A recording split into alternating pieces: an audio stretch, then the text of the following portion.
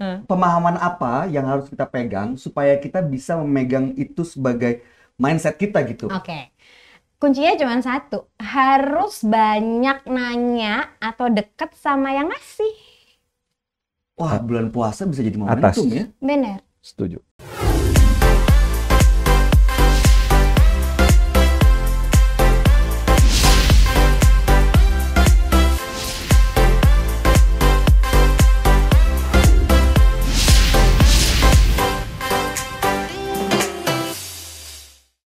Karena kan dia yang kasih, dia yang tahu, oh ke sini, dia yang tahu ke situ, bener dong.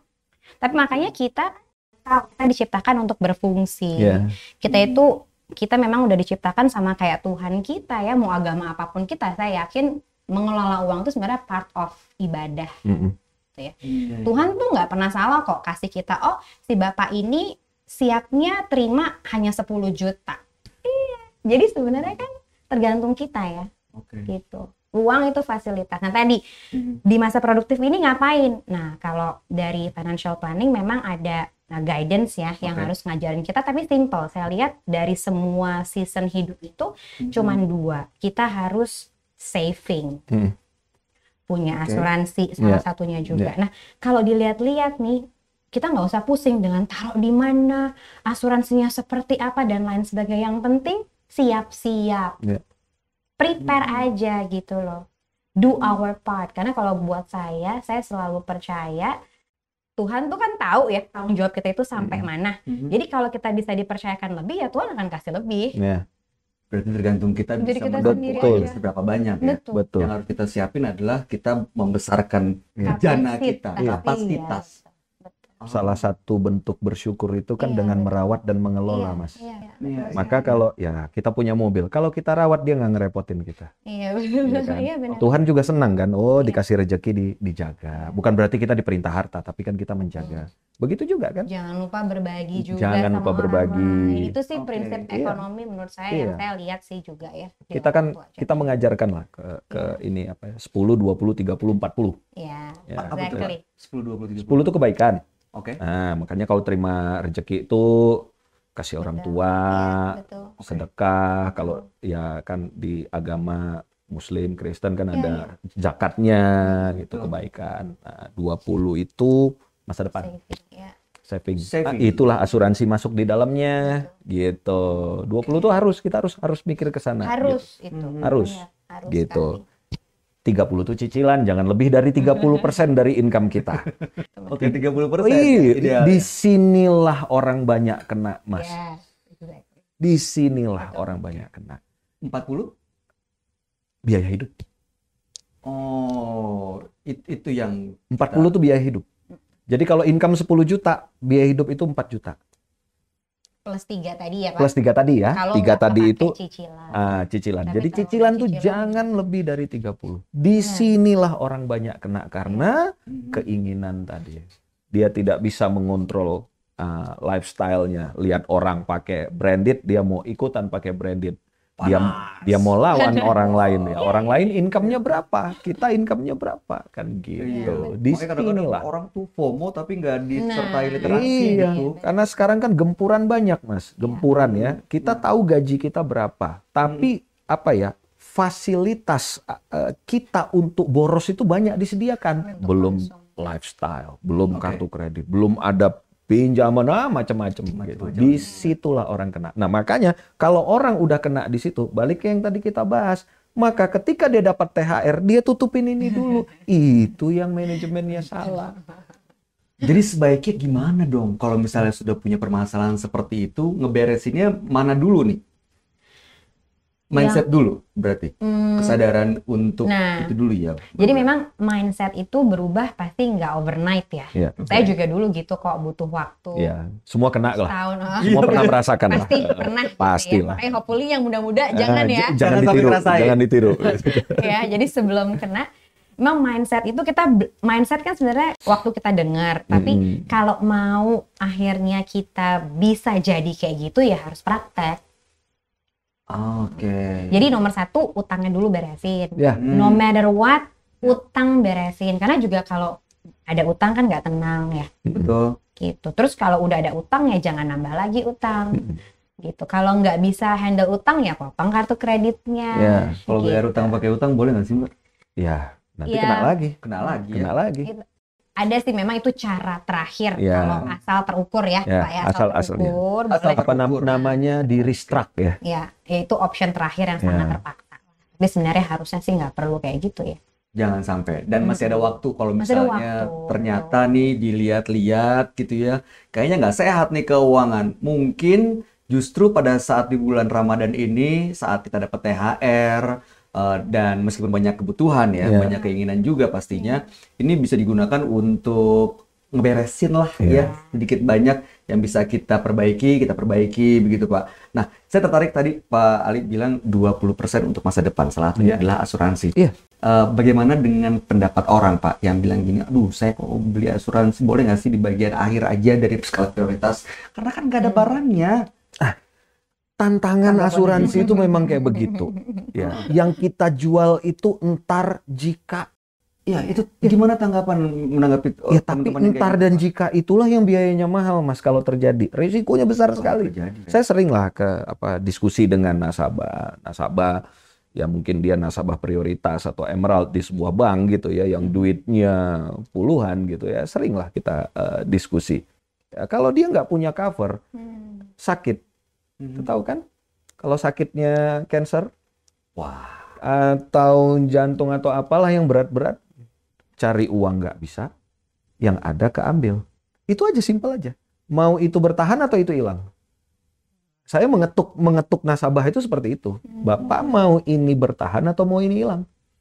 Kalau mau ini bertahan, ya transferkan saja risiko itu ke perusahaan asuransi. Biar perusahaan asuransi yang mikirin itu. Jangan Bapak lagi yang mikirin itu. Kan itu aja. enak tuh. Itu yang selalu kita Oke. gaungkan gitu. Jadi ini justru jadi apa ya, menambah kesadaran kita bahwa siapa sih nggak pengen hidup tenang, Iya. hidup lebih nyaman, lebih enak. Kayak di bulan Ramadan ini kan bisa lebih khusyuk beribadah Ya. gitu ya. Bayang kalau kita sakit di bulan Ramadan ini, Ya. dimana semua kebutuhan tetap ada, sementara tabungan yang biasa memenuhi kebutuhan itu Ya. terpakai untuk nge-cover kita, biaya kesehatan dan lain-lain. Ini pasti jadi mengganggu Apalagi- semua rencana. Wira swasta ya, Mas. Nah, gimana tuh Pak? Wira swasta. Ya, kita Orang yang tahu. dapat Kita gaji. tahu ya. Oh. Kalau kantoran seperti saya, kami, kita di cover oleh perusahaan kita. Ya. Bagaimana yang profesional, yang ya tidak ada cover lah intinya. Ya. Businessman lah. Businessman, Saya nggak ada Pak. pengusaha, gitu kan. Terus siapa yang mau cover? Oke, itulah makanya kenapa Kalau penting nggak ada sekali. asuransi, itu nanti capek-capek nabung, punya aset banyak, rumah ada satu, ada rumah dua, ada apartemen satu, kena yang berat, itu hilang tuh salah satu. Aduh, Belum tentu dijualnya liquid. belum tentu gampang, belum tentu Nah, liquid. kan gitu. Oke. Kita kan tahu mana liquid, mana enggak. Iya, gitu. iya, iya. Nah, Mbak Wulan, untuk profesional seperti itu, misalnya yang memang ya bekerja sendiri gitu, Iya. itu gimana? Kayak kita lah ya, gitu ngaturnya ya. gimana? Ngaturnya balik ke yang tadi sih ya. Tetap ya, harus sama di disisihin. situ ya. Jadi tadi mungkin nambahin ya dari yang 10, 20, 30, 40. Jadi sebenarnya ini apa namanya, ada prioritasnya. Oke. Waktu kita terima uang, contoh gampang ya, misalnya 10 juta gitu. Kan 10 juta berarti 10%-nya sejuta. 1 juta. Ya. 20%-nya 2 juta. Betul. 30%-nya 3 juta, 40%-nya 40 juta. Nah, ini tuh biasanya yang dikeluarin duluan itu pasti yang 30-40. Bener nggak? Iya. Iya Bener sih. ya? Ya kan yang 40 kasih istri dulu kan gitu kan. Betul, Nah. dan lain sebagainya. Nah, kalau kita mau punya sesuatu istilahnya healthy financial balance atau dibilang financial freedom ya. Freedom tuh bukan mengenai kita bebas dari ini semua, tapi perasaannya kita tuh bebas gitu loh. Iya. Bebas dari khawatir dan lain sebagainya. Simply tadi lakukan bagian kita aja. Yang nomor satunya tuh 10%-nya dulu. Oh, itu dulu justru. Iya. Oh, oke. Habis Setelah itu, 20%-nya. Dan kita hidup dengan 30 dan 40%-nya. Ini susah ya. Saya ngomong gini bukan berarti ini gampang. Ya, idealnya gitu ya. Which is I've been there juga. Tapi ternyata bisa. Kalau kita tadi dibilang, gimana sih caranya, mulainya gimana? Abis punya mindset, coba dilakukan. Karena pengalaman ngatur duit ini harus punya pengalaman sendiri-sendiri. Setuju sekali. Gitu loh, kayak nggak ada lesnya. Terus oke, gue udah bisa nih ngatur duit. Rata-rata semua orang kena. Iya. Rata-rata semua orang gitu. pernah. Makanya memang literasi dan edukasi obrolan kayak gini nggak bisa cuma didengar, tapi harus mulai dilakukan gitu. Nah, masing-masing punya value. Nah, balik lagi tanggung jawab kita nih sama siapa? Sama yang ngasih gitu loh, sama Tuhan yang ngasih itu. Jadi ayo kalau punya uang 10 juta atau THR, nanti misalnya THR-nya 20 juta. 10%-nya ayo kita bagi, karena uang kita nih nggak cuma milik kita sendiri, kita pun sebenarnya juga ini bukan duitnya kita. Bener nggak? Ini tuh cuman titipan gitu istilahnya ya. Iya kan? Di dalam ini nggak ada kantong kok. Kain kafan nggak ada kantong ya. Nggak dibawa juga, kan? Gitu ya, bener ya. Ayo sisihin tabungan. Sisihin kan. Nah terus khusus buat pebisnis nih, untuk orang-orang yang nggak selalu terima THR, malah mungkin ngasih THR ke staff-staffnya, gitu ya.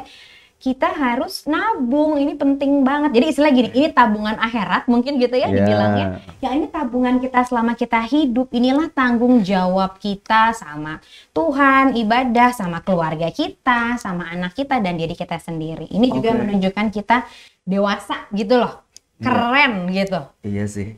Benar-benar mendapatkan financial freedom tuh kayak mendapatkan status baru dalam kehidupan kan. Dari keluarga dan pencapaian buat diri sendiri juga gitu ya. Kalau 10, 20, 30, 40 itu bisa berjalan, Mas. Dari awal nih kaula muda gitu ya, bisa berjalan. Itu keren. Dia belum kena jebakan tuh di situ. Justru ya. Kalau itu dia bisa berjalan, maka ketika dia dapat THR dan dia dapat bonus di perusahaannya, nggak kaget. Itu enak banget. Ideal sekali itu. Tapi, udah kita bicara yang nggak ideal aja. Ketika pendengar dari obrolan kita tadi ngerasa kesindir gitu ya, bahwasannya di 4 ini dia ada masalah. Tadi kan Mbak Ulan bilang, selesaikan dulu utangnya. Gitu.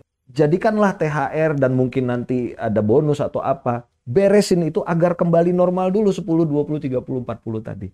Maka THR tahun depan baru ya kan kita atur simpen lah. Idealnya harus nyimpen, nggak ada lagi. Harus nyimpen, tapi mindset sama masalah-masalah yang udah ada memang harus diberesin. Kalau enggak ya kena lagi nanti.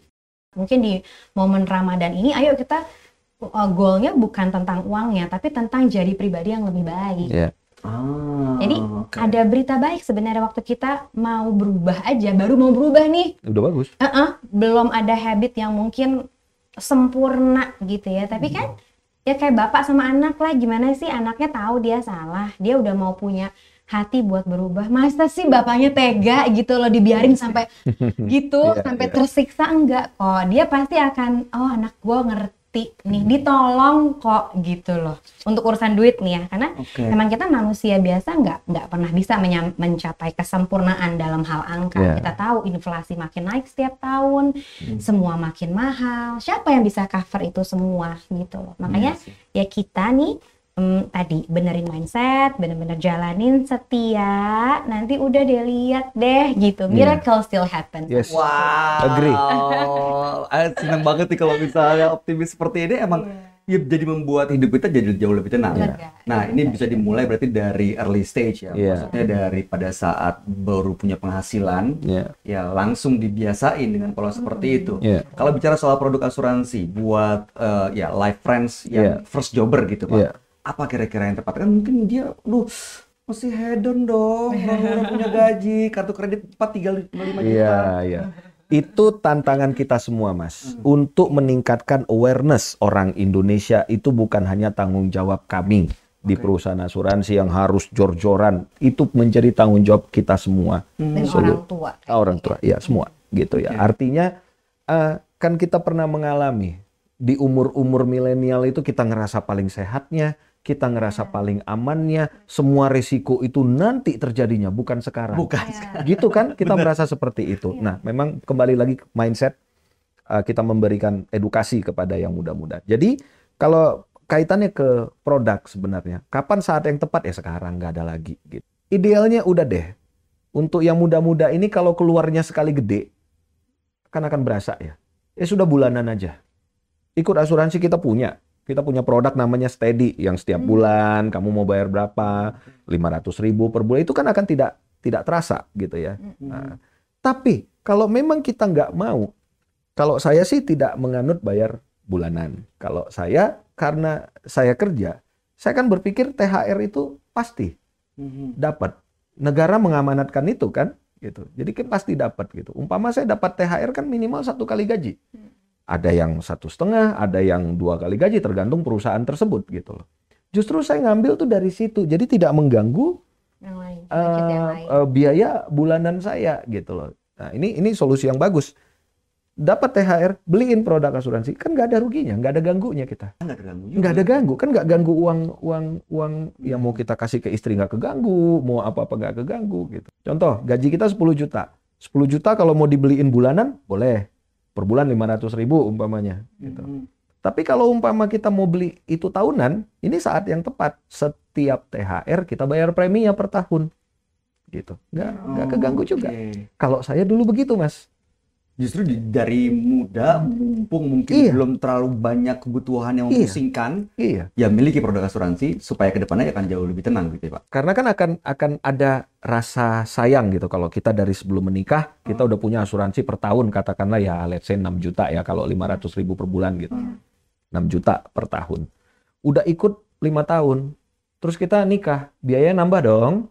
Nah, kan kita agak sayang tuh kalau harus cancel ini gitu, harus sebatalkan ini ya. Jadi akhirnya budaya itu terus ya. Gitu. Makanya penting juga nih sebagai ayah dari 3 anak perempuan, penting juga kalau gitu ada yang deketin, tunggu dulu, asuransi lo apa?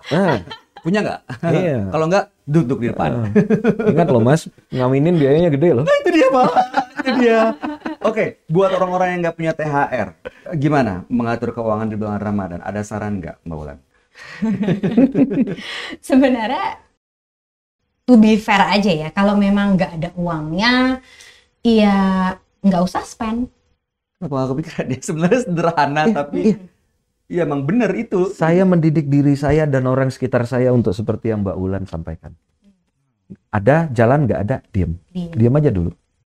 Jadi makanya setiap bulan, kan tadi ya habit itu nggak overnight, nggak tiba-tiba jadi superstar gitu ya kan, nggak juga, nggak ada yang instan gitu ya. Makanya waktu kita bangun habit ada 2C yang saya tuh suka ajarin. Apa itu? Catat dan cukup. Uang masuk udah pasti dong ada tuh, ya kan? Tapi uang keluar ini yang biasanya kita nggak tahu nih kemana aja perginya. Semua dicatat. Semua dicatat. Memang di awal tuh repot sih, ya maksudnya kayak ya repot gitu. Cuma nanti lama-lama kita bisa ingat kok gitu. Nah kalau kita nggak pernah catat, kita nggak pernah ngerasa cukup. Tahu ya sebenarnya apa yang bisa, ini nggak perlu deh. Iya. Bisa diperbaiki di bulan depan. Jadi kalau ada yang mau ditekan tuh kita tahu mana dulu yang mau. Betul. Nah satu lagi. Kalau nggak ngerasa cukup, udah nggak ada cara lain kan? Bersyukur. Bener. Gak ada yang bisa menjawab. Bersyukur aja gitu loh. Sambil kita yang merubah, karena mindset kok, semuanya itu tentang mindset. Dulu saya budget ngopi gila sih, gede banget. Udah gitu harus yang hijau kan zaman dulu. Saya nggak berani tuh kalau dicatat semuanya. Iya kan? Karena saya lama-lama jadi makin pinter kita. Ini ngapain ya gue gitu loh. Jadi mendingan ternyata ini bisa gue pakai buat macam-macam tadi, buat sesuatu yang lebih penting. Waktu itu anak masih bayi gitu ya, lebih penting buat beli susu anak, beli pampers anak dan lain sebagainya.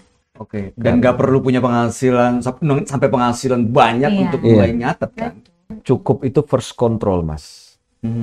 Kita nggak bisa kontrol itu, disitulah malapetaka mulai terjadi. Nah itu dia. Percaya deh, dengerin.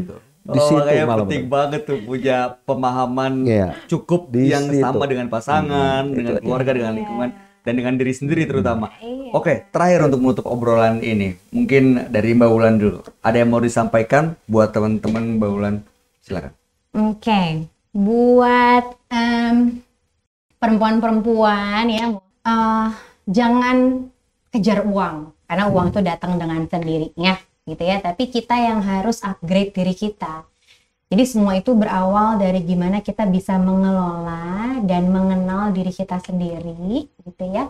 Dengan kita bisa kenal diri kita sendiri, kita kenal untuk apa kita diciptakan, kita jadi tahu kita harus ngapain. Nah, setelah uang itu nyampe di kita, ayo kita manfaatkan dengan bijaksana, gitu ya. Karena uang itu akan istilahnya datang ke orang-orang yang punya karakter yang baik.